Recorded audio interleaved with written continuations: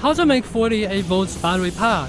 48 volts use 16 piece high quality Lifepo4 cells. All cells are brand new grade A and never been used.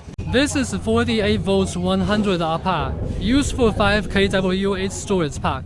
This is 48 volts 200 R pack, about 10 kWh energy. This is 48 volts 300 R pack, about 50 kWh energy. Use high quality stainless steel aluminum material.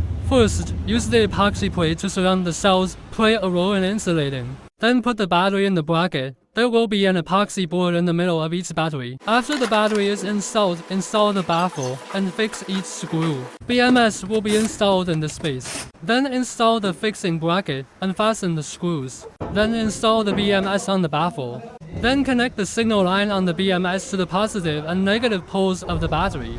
Then connect the positive and negative poles of the BMS to the positive and negative poles of the battery pack.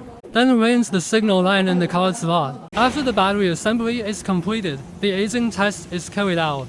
After the battery ages, fasten the battery cover. The carrying handle on top of the battery is very tight. There is a support up to 15 at the bottom of the battery.